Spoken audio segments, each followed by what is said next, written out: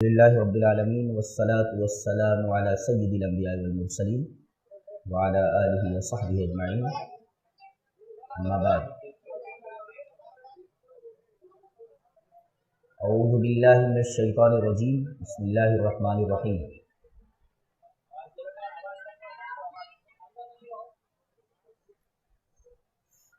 محمد رسول اللہ۔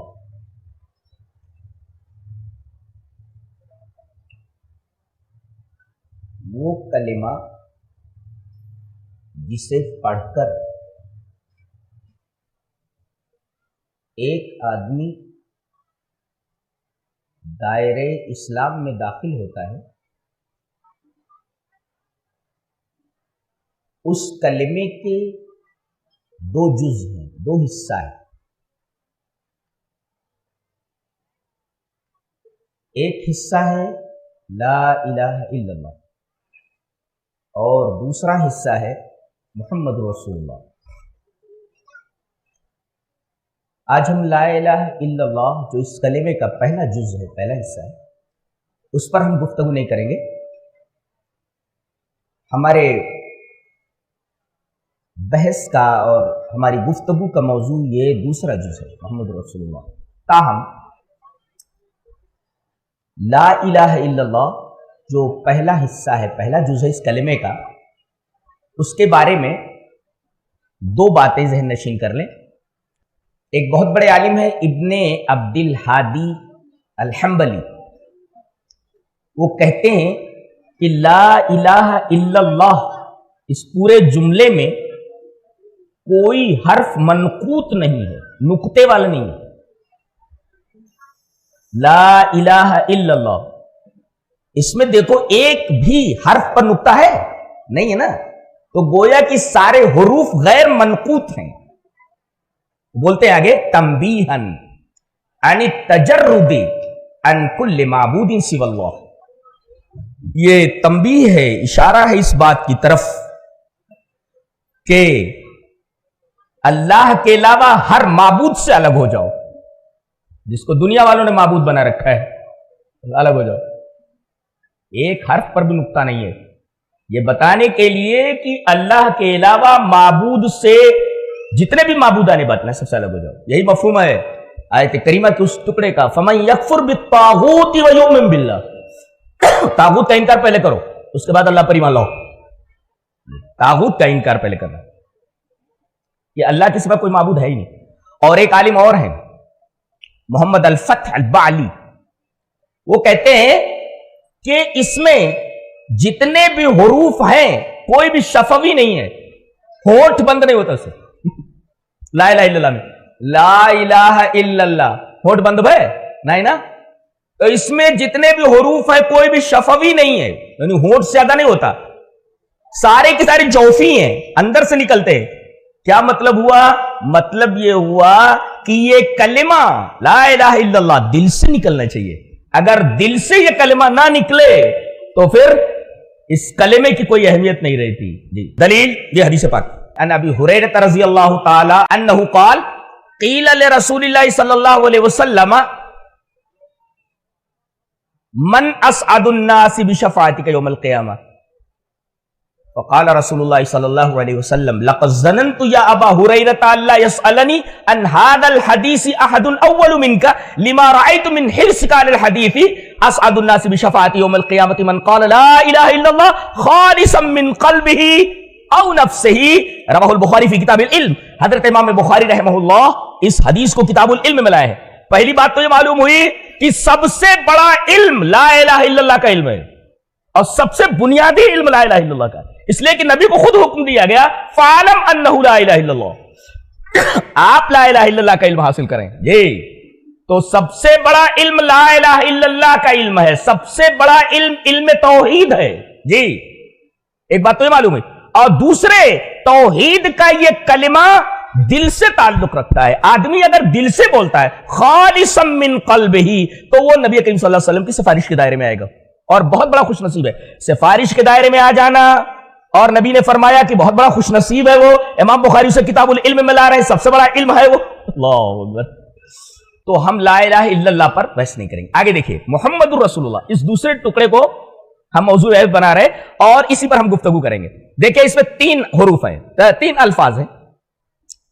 اچھا ایک بات اور بولوں, قرآن حکیم کا لفظ وہ بھی معجزہ ہے اور قرآن حکیم کا اسلوب وہ بھی معجزہ ہے, قرآن حکیم کا معنی وہ بھی معجزہ ہے. اور یہ بتاؤں کہ قرآن حکیم کا ہر حرف معجزہ ہے. جی اب دیکھیں, ابھی جہنم پر بیان ہو رہا تھا, اس میں اللہ نے ایک لفظ استعمال کیا جہنمیوں کے بارے میں, یصطرخون فیہا, جہنم میں وہ چلائیں گے. عربی میں چلانے کے لیے ایک لفظ آتا ہے یصرخون, لیکن یہاں یصرخون نہیں ہے, وہ یصطرخون ہے, توئے بڑھا دیا گیا, توئے. توئے, یہ توئے جو ایک تے سے بدلی ہوئی ہے, جانتے ہیں اور تو کیسے نکلتا ہے؟ ان لسانک یضرب بالحنک, آپ کی جو زبان ہے وہ تالو سے لگے اور وہاں سے پلٹے, جیسے قا قا, تو یہ زبان آپ کی تالو سے لگی اور جب پلٹی نیچے تب یہ تو ادا ہوتا ہے. اللہ فرما رہا ہے ایسے جہنمی جب چلائیں گے تو ان کی آواز جہنم کی دیواروں سے ٹکرا کر کے واپس آ جائے گی. کب کپا دینے کے لیے کافی ہے تو جی جی یصطرخون فیہا, وہ تو اختیار ہے جو توئے سے بدلی ہوئی. اور اس پورے لفظ میں سارے کے سارے حروف مفخمہ ہیں, کوئی بھی مرققہ نہیں. صاد, طا, خا, را, دیکھ رہے آپ, کوئی بھی مرقق نہیں. یعنی رقت مانے نرمی, یہ لفظ بتا رہا ہے کہ جہنمیوں کے ساتھ کوئی نرمی نہیں برتی جائے گی. یہ سارے کے سارے الفاظ, سارے کے سارے حروف مفخم. اور یصطرخون پہلے مظاہرے استمرار اور تجدد پر, یہ ان کی چیخ بند نہیں ہوگی. جی یصطرخون, چیخ بند نہیں ہوگی, استمرار اور تجدد. اور سواد خود بتا رہا, سوراخ, چیخ, چلائیں گے وہ. اور تو آواز ٹکرائے گی جہنم کی دیواروں سے اور واپس آ جائے گی. ثم تعود الیہم فلا یسمعوا احد, اس آواز کو کچھ سنے گا نہیں. ولا یغیثہم, کوئی ان کی مدد کے لیے نہیں آئے گا. آدمی چلاتا تو لوگ اس کی مدد کے لیے آتے ہیں, وہ آدمی چلائے گا کوئی مدد کو نہیں آئے گا. دیواروں سے ٹکرا کر کے ان کی آوازیں واپس آ جائے. اور خود, یہ واہ ہے, واہ مد طویل ہے. آدمی جب چلاتا ہے, جب زیادہ ہوتا تکلیف, ارے یعنی جتنی تکلیف ہوتی ہے اتنا چلاتا, اپنی آواز کو مد کرتا بڑھاتا ہے. واہ اس بات کی دلیل. اور نون انین کا ہے, نون کی آواز نکلتی ہے. یہ لفظ اتنا خطرناک ہے, اس کو اگر سمجھ لے آدمی تو جہنم کی پوری تصویر سمجھ میں آ جاتی ہے. سمجھ آیا؟ بہرحال وہ میرا موضوع نہیں ہے. محمد الرسول اللہ, اس جملے میں 3 الفاظ ہیں. محمد بتایا گیا کہ یہ آپ کا نام ہے, یہ میرے نبی کا نام ہے محمد جی. اور کہا گیا رسول اللہ, یہ تو نام ہے. اور عہدہ کیا ہے ان کا, کس مقام پر ہے, منصب کیا ہے؟ بولے منصب رسالت پر فائز ہے, جو سب سے بڑا منصب ہوتا ہے. آج عہدوں کے لیے کیا ہے, نیتا کو کوئی عہدہ چاہیے, کوئی اور آدمی ہے اس کو کوئی عہدہ چاہیے تو دنیا والے اس کو عہدہ دیتے ہیں. اللہ فرما رہا ہے یہ عہدہ جو ہوتا ہے نا, جو میں رسولوں کو دیتا ہوں, یہ دنیا والے نہیں دے سکتے, یہ میں دیتا ہوں, میں منتخب کرتا ہوں. اللہ یصطفی, اللہ منتخب کرتا ہے.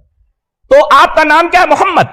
اور آپ کا عہدہ کیا ہے, منصب کیا ہے؟ بولے رسالت. منصب رسالت پر آپ فائز ہے, جو دنیا کا سب سے بڑا عہدہ ہوتا ہے, کائنات کا سب سے بڑا عہدہ. اور یہ عہدہ دیا کس نے؟ اللہ, رسول اللہ. تو محمد آپ کا نام ہے, آپ کا منصب رسالت ہے. اور یہ منصب دیا کس نے؟ رسول کی اضافت اللہ کی طرف ہے, اللہ نے دیا ہے. اسم الجلال ہے, اس وجہ سے لایا گیا رسول اللہ جی. خصوصیات محمد میں کہ نبی کریم صلی اللہ علیہ وسلم کی خصوصیات کیا ہے, میرا خیال ہے اس کے لیے تو 10 گھنٹے درکار ہیں. چلیے جتنا ہو جائے. اللہ نے ایک جگہ ارشاد فرمایا, لا تجعلوا دعاء الرسول کدعاء بعضکم بعضا, نبی کو اس طرح نہ پکارو جیسا کہ تم ایک دوسرے کو پکارتے ہو اپنے درمیان. اس کے 3 مفہوم ہے, اس کے 3 معنی ہے. یعنی جیسے اور لوگ پکارو تو ایک دوسرے کہے اے عبداللہ, اے محمد, یہ زید, اس طرح نہیں پکار سکتے میرے نبی کو. یا محمد نہیں کہہ سکتے آپ, یا ابو القاسم نہیں کہہ سکتے, یا اپنا عبداللہ نہیں کہہ سکتے, عبداللہ کے بیٹے اے ابو القاسم جو آپ کی کنیت ہے, نہیں, یا محمد نہیں بول سکتے آپ, منع ہے. اس لیے کہ تم جب دوسروں کو پکارتے ہو اپنے درمیان تو اس کا نام لے کر پکارتے ہو, یا کنیت کے ساتھ پکارتے ہو؟ نہیں، میرے نبی کو اس طرح پکارنا نہیں، اجازت نہیں ہے۔ دیکھ رہے ہیں مقام، دیکھ رہے ہیں آپ جی؟ اللہ تبارک و تعالیٰ نے پورے قرآن میں بہت سارے انبیاء کا نام، خود ہمارے جد امجد سب سے بڑے بابا آدم، اللہ تبارک و تعالیٰ نے ان کو نام لے کر کے پکارا ہے، یا آدم اسکن، اے آدم جنت میں سکونت اختیار کرو تم اور تمہاری بیوی، یا یحییٰ خذ الکتاب بقوة، یا زکریا انا نبشرک بغلام اسمہ یحییٰ، یا زکریا، یا داؤد انا جعلناک خلیفۃ فی الارض۔ لیکن آپ پورے قرآن میں دکھا دیں کہ یا محمد ہو، اے ہے آپ کی صفت کے ساتھ پکارا گیا ہے، یا ایھا المزمل، یا ایھا المدثر، یا ایھا النبی۔ اور ایک جگہ تو کمال کر دیا گیا، ابھی اس آیت پہ ٹھہرے رہو، اللہ نے فرمایا، بہت غور سے سنو ہے، انا ارسلناک شاہدا ومبشرا ونذیرا وداعیا الی اللہ باذنہ وسراجا منیرا۔ آپ کی تمام صفتیں قابل بحث ہے، سب کے اوپر گھنٹوں درکار ہے گفتگو کے لیے، صرف ایک ترکیب کے اوپر میں گفتگو کرنا، سراجا منیرا، آپ چراغ ہیں۔ سوال یہ ہے کہ آپ کو سورج کیوں نہیں کہا گیا اور آپ کو چاند کیوں نہیں کہا گیا؟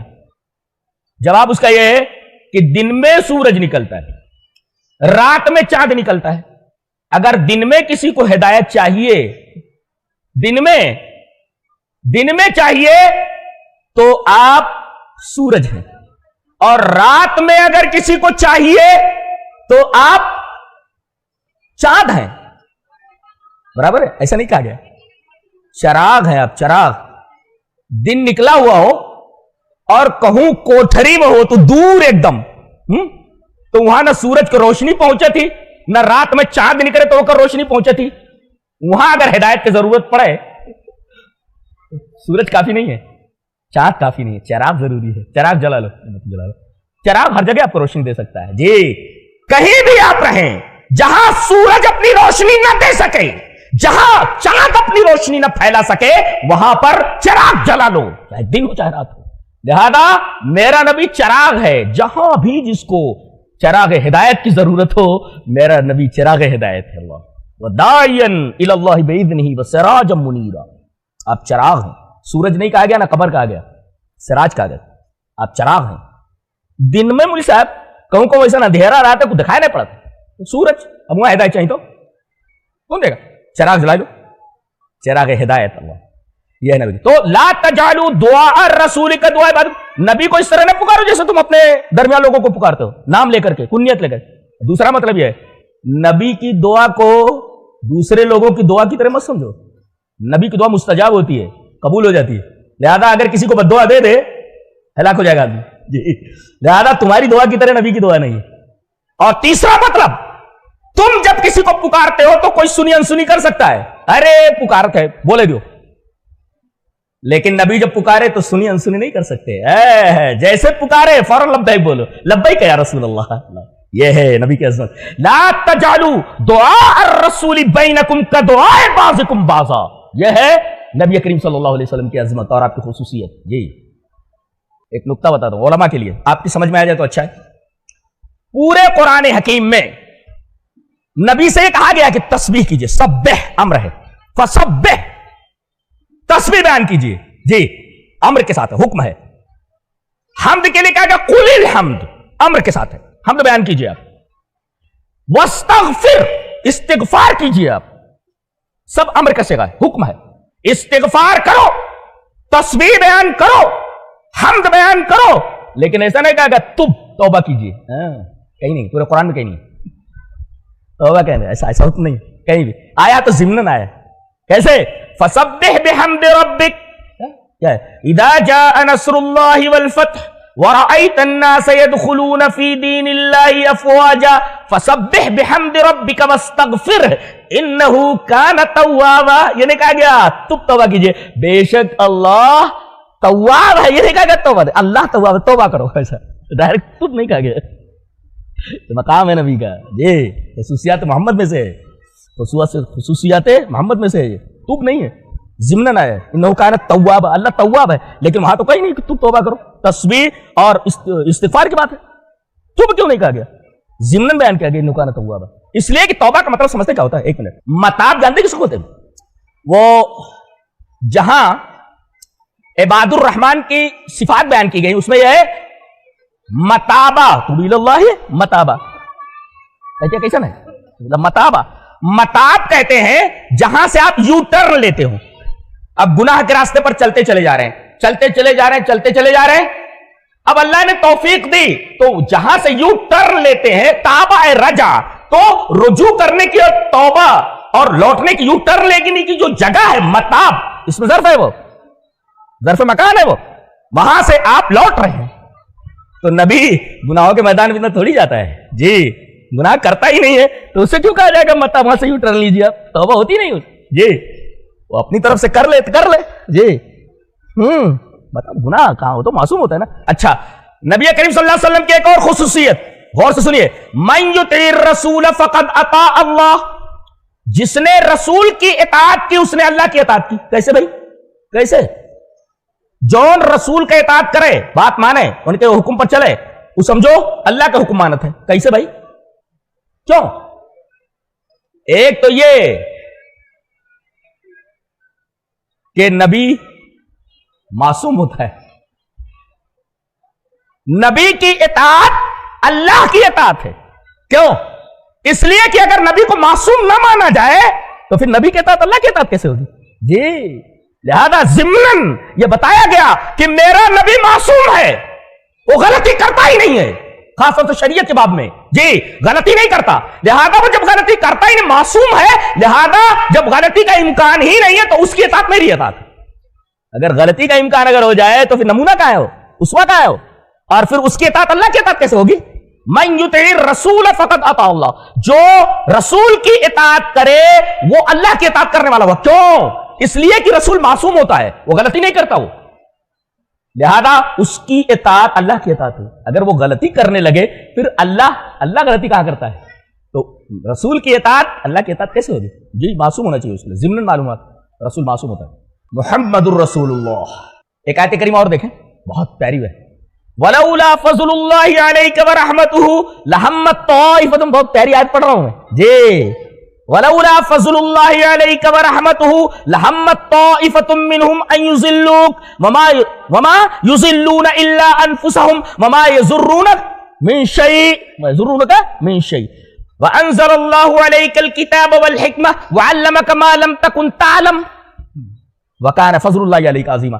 अगर अल्लाह का फजल और अल्लाह की रहमत आप पर ना होती, देखो फजलुल्लाह का क्या मतलब है, फजलुल्लाह अल्लाह का फजल ना होता, नबूवत, और रहमत का मतलब मासूम, रहमत का मतलब फजलुल्लाह, ये अल्लाह का फजल है कि आपको नबी बनाया गया, वह रहमत हो, और ये अल्लाह की रहमत है कि आपने आपको मासूम बनाया है, अल्लाह ने आपको मासूम बनाया है। तो रहमत मुराद इस्मत, और फजलुल्लाह से मुराद अन्नुबुव्वा। वलौला फजलुल्लाहि अलैका व रहमतुहु, अगर ऐसा ना होता तो लहम्मत ताइफतुम मिनहुम, तो एक गिरोह आपको सीधे रास्ते से हटा देता है। अज़्ज़लाल नवान, गुमराही की दो किस्में, अज़्ज़लाल फिल इल्म व हुवल जहल बिल हक़ व ज़लाल फिल अमल, यानी आपको सीधा काम नहीं करने देते। हुआ ये, यकठू यहूदी रहा, वकर नाम रहा ज़ैद इब्न समीन, शायद मोटा मोटा रहा, काफी खाद पियत बहुत ज्यादा रहा, मुझे शायद लागत है। तो ज़ैद इब्न समीन कितना खाता, पूरी दुनिया खाए चाहते हैं इन्हें, वो बदतरीन मखलूक दुनिया की।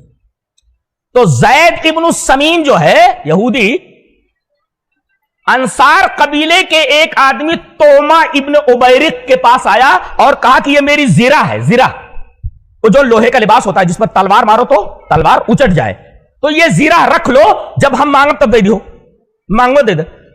अभी गवाह मांगे यहूदी तो बेईमान हो गया, आज 10 रुपया दे दो मुझे, भूल जाओ, तो कहा भाई वो जीरा दे दो हमारा। कहा तो कौन जीरा, कैसे जीरा, अरे मुझे, अरे दे रहे ना तुम्हें, कहा ना हम नहीं जाने। अब ज़ैद इब्न समीन अपनी कौम के लोगों को इस आदमी के पास लेकर के आ गया, कहा कि इसके घर की तलाशी लो। अब जब देखा कि बच नहीं पाऊंगा, लोग अगर अंदर आ गए तो जीरा तो मिल जाएगी उनको, तो छतप चढ़ा और बाजू में पड़ोसी का घर राज्य करना हो रहा अबू हिलाल, वो उनके घर में जीरा फेंक दी। अब जब ये लोग आए, हाँ आपन बवाल दूसरे के ऊपर डाल दो, तो अब ढूंढे लगे तो मिल भी नहीं, क्या तो कहा ढूंढो, जीरा ढूंढे तो, जीरा तो आपको नहीं मिली, लेकिन जिस जीरा की बात कर रहे हैं میں نے اپنے پڑوسی کے گھر میں اس طرح کی زرا دیکھی. دیکھو کیسے مکاری کر رہا تھا, کیسے مکاری. اس کو کہتے ہیں مولوی صاحب دھوکہ دینا. کہتے ہیں کہ یک تو ستو لیا جاتا رہا, ستوا لیا رہا ستوا, اور ایک تو دال چاول لیا رہا. سفر میں دونوں جاتے پہلے یہ کل لے کے چلت رہے. اب تو جگہ جگہ ہوٹل, پہلے کہاں چلا جاؤ 10 کو چلا جاؤ, کچھ ملتے نہیں رہا. اب دونوں ملے ایک جگہ پیڑ کے نیچے. کہاں جاتے ہو؟ فلاں جگہ جا رہے ہیں. اچھا وہی طرف ہم جا کے کھائے پیے کچھ لیے ہو؟ ہاں میرے پاس ستو ہے.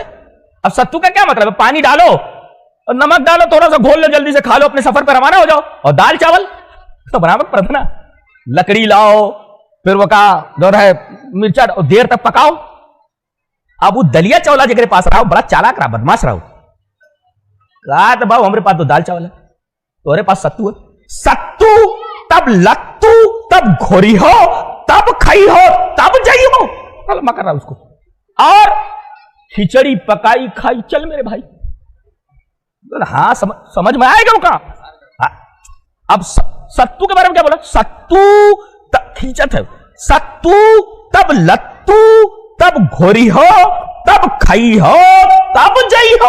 اور کھچڑی پکائی کھائی. چل میرے بھائی کہ باؤ لاؤ دائی دیو, ابھی تو کھائے لے, جلدی سے نکل پڑا. کئی سانسد بابا ہے وہ دلیا چولا لے. سوچو ذرا سانسد بھائی ہو تو ای آدمی جو ہے آپن بوال دوسرے کو اوپر ڈال دی. کہا ہے کہ میں نے وہ زرا نے پڑوسی کے گھر میں دیکھا ہوا ہے. اب وہ مل گئی زرا. اب یہ جو تھا توما ابن عبیرق جو زرا دے سے انکار کر دے رہا, نبی کریم صلی اللہ علیہ وسلم کے پاس اپنی قوم کو لے کر آ گیا. کہا اس نے میری بےعزتی کی. اس نے زید بن سمین نے گھر پر ہمارے آدمی لے آؤ, ہم نے زرا لی ہی نہیں دیا, آدمی لے کر آیا کیسے میرے گھر کو چیک کرنے کے لیے. نبی کریم صلی اللہ علیہ وسلم نے اس کو بہت ڈانٹا. دیکھو اس سے یہ پتا چلا کہ نبی کو غیب کا علم نہیں ہوتا. نبی کو غیب کا علم نہیں ہوتا. اگر نبی کو غیب کا علم نہ ہوتا تو اس کو کیوں ڈانٹتے؟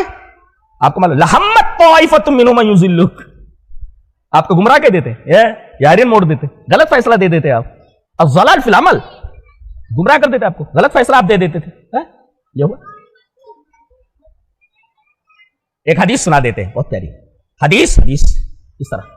وَعَنْ أُمِّ عَطِيَّةَ الْأَنصَارِيَّةِ رضی اللہ تعالی عنہا قالت دخل رسول اللہ صلی اللہ علیہ وسلم علی عائشہ فقال هل عندکم شیء, هل عندکم شیء. یہ علم غیب والا بولتا ہے کیا؟ کچھ ہے گھر میں؟ نبی کریم صلی اللہ علیہ وسلم پوچھتے ہیں کہ هل عندکم شیء, گھر میں کچھ ہے؟ اگر غیب کا علم ہو تو پوچھنے کی کیا ضرورت ہے؟ پوچھا تھا هل عندکم شیء, گھر میں کچھ ہے؟ قالت لا الا شیء بعثت به الینا نصیبۃ من الشاۃ التي بعثت بها الینا فقال رسول اللہ صلی اللہ علیہ وسلم انها قد بلغت محلها. رواہ البخاری فی کتاب الزکاۃ. حضرت امام بخاری رحمہ اللہ اس حدیث کو کتاب الزکاۃ میں بخاری ہے. غور سے سنیے, حدیث بہت پیاری ہے. حضرت ام عطیہ انصاری جن کا نام نصیبہ ہے, یہ ان کی کنیت ہے. ام عطیہ نام نصیبہ ہے. نصیبہ لڑکیوں کا نام رکھو, نصیبہ بہت اچھا نام ہے. لڑکیوں کا نام نصیبہ, لڑکوں کا نام عشانہ, یہ سب جدید نام ہے. سمعت ابا عشانۃ المعافری یقال, ایک راوی ہیں یہ جی. تو نصیبہ جو تھیں ان کے پاس رسول اللہ صلی اللہ علیہ وسلم نے صدقے کی ایک بکری بھیجی. رسول نے کہا کہ یہ جو چھگڑیا ہے بکری, یہ کہا صدقہ جو ہے ہم دے چھگڑی دے دیں.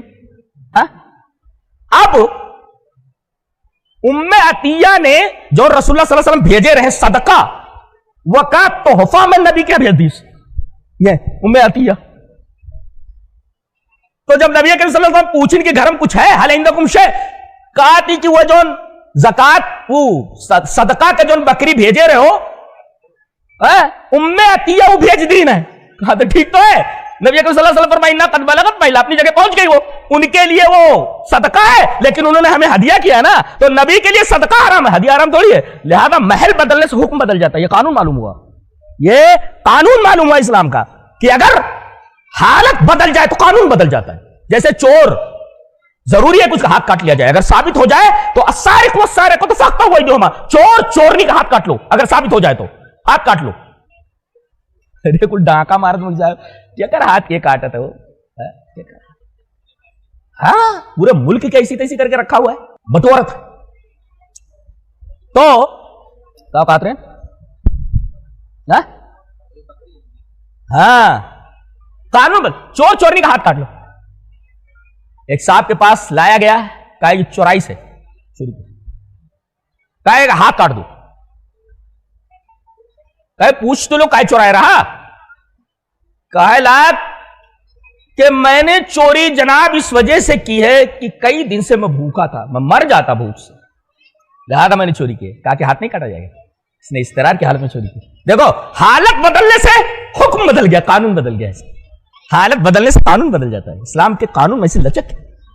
تو اب نبی کریم صلی اللہ علیہ وسلم نے جو بکری صدقے میں دیا تھا ام عطیہ کو، ام عطیہ نے نبی کریم صلی اللہ علیہ وسلم کے گھر پہ بطور تحفہ بھیج دیا. تو نبی نے فرمایا انہا بلغت محلہ، اپنی جگہ پہنچ گئی ہے. دے اس کے لیے صدقہ اور میرے لیے تحفہ. نبی صدقہ نہیں کھاتا، نبی کے خاندان کے اوپر صدقہ حرام ہے. کہے کیوں نبی کے اوپر صدقہ کیوں حرام ہے؟ اس لیے کہ کوئی کہہ سکتا ہے کہ یہ نبی، اس نے جو یہ نبوت کا دعویٰ کیا ہے شاید مقصد پیسہ بٹورنا ہو، لہذا آپ کے اوپر بھی صدقہ حرام کر دیا گیا اور آپ کے خاندان کے اوپر بھی صدقہ حرام کر دیا گیا، تاکہ کوئی انگلی نہ اٹھا سکے کہ نبی نے جو نبوت کا دعویٰ کیا ہوا ہے اس کے پیچھے مقصود تحصیل مال ہے، حصول مال. استدلال یہ کرنا ہے حل عندکم شیء، نبی کریم صلی اللہ علیہ وسلم کے گھر میں کچھ ہے؟ علماء نے کہا ہے اس آیت کریمہ کی تفسیر میں کہ نبی کریم صلی اللہ علیہ وسلم کو اگر غیب کا علم ہوتا تو آپ یہ کیوں کہتے ہیں حل عندکم شیء، تمہارے پاس کچھ ہے، گھر میں کچھ ہے کہ نہیں؟ تو ولولا فضل اللہ علیک ورحمتہ لہمت طائفۃ منہم ان یضلوک وما یضلون الا انفسہم وما یضرونک من شیء وانزل اللہ علیک الکتاب والحکمہ. نزول کا مطلب ہوتا ہے کہ اوپر سے کوئی چیز آ رہی ہو. علو کی دو قسمیں ہوتی ہیں، علو ذاتی، اللہ تبارک و تعالیٰ ذاتی طور پر بلند ہے، وہ یہ عرش پر مستوی ہے، اور معنوی طور پر بھی وہ بلند ہے، علی ہے. وانزل اللہ علیک الکتاب والحکمہ. اچھا وعلمک ما لم تکن تعلم. اس سے بعض لوگ استدلال کرتے ہیں کہ اللہ فرما رہا ہے اے میرے نبی میں نے تم کو وہ تمام چیزیں سکھا دی ہیں جو آپ نہیں جانتے تھے. بس نکال لینے میں آپ کو علم غیب سب علم دے دے رہے ہیں اللہ تعالیٰ نے. اب اس کی تفسیر کون کرے گا؟ اس کی تفسیر صحابہ کریں گے. اسی وجہ سے قرآن حکیم کے انداز بیان کو جب اس طریقے کا معاملہ آ جائے تو سلف کی طرف فوراً رجوع کیا جائے.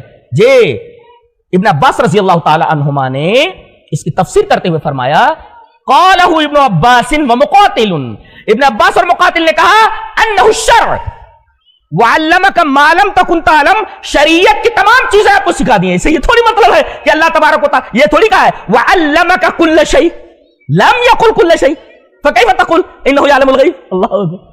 تو وعلمک ما لم تکن تعلم یعنی شریعت کی تمام چیزیں آپ کو بتا دی ہے تاکہ آپ کو جو شریعت دی گئی ہے وہ پوری دے کر کے آپ عہدہ برا ہو جائیے، نہ کہ آپ کو پورے غیب کا علم آپ کو دے دیا گیا تھا.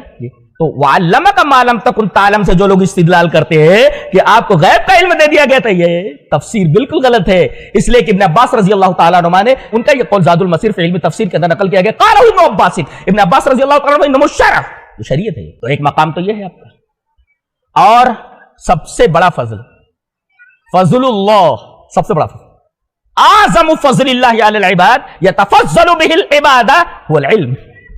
علم سے بڑی فضیلت اور کوئی نہیں ہو سکتی جسے اللہ تبارک و تعالیٰ اپنے بندوں کو دیتا ہے. اس سے بڑی نعمت کوئی نہیں اور اس سے بڑی فضیلت کوئی نہیں. وعلمک ما وکان فضل اللہ علیک عظیما، اللہ تبارک و تعالیٰ نے آپ پر بڑا فضل عطا فرمایا، عظیم فضل ہے. چلیے نبی کریم صلی اللہ علیہ وسلم کی فضیلت پر دو حدیث اور لے لیں. وعن ابی ہریرہ رضی اللہ تعالیٰ عنہ قال قال رسول اللہ صلی اللہ علیہ وسلم انا سید ولد آدم واول من تنشق عنه الارض واول الشافع واول مشفع رواه ابو داؤد فی کتاب السنہ. حضرت امام ابی داؤد رحمہ اللہ اس حدیث کو ایسے کتاب السنہ کے اندر راوی حضرت ابو ہریرہ ہے. حضرت ابو ہریرہ رضی اللہ تعالیٰ عنہ فرماتے ہیں کہ نبی اکرم صلی اللہ علیہ وسلم فرمایا میں تمام اولاد آدم کا سردار ہوں گا قیامت کے دن، اور سب سے پہلے میری قبر پھٹے گی، میں سب سے پہلے اپنی قبر سے نکلوں گا اور اول شافعین، سب سے پہلے میں سفارش کرنے والا ہوں گا اور سب سے پہلے میری سفارش قبول کی جائے گی. یہ لے.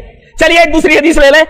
واری زہری جی سمع جبیر بن مطعم عن ابیہ ان نبی صلی اللہ علیہ وسلم قال انا محمد وانا احمد وانا الماحي الذي يمحى بي الكفر وانا الحاشر الذي يحشر الناس على عقبي وانا العاقب والعاقب الذي ليس بعده نبي.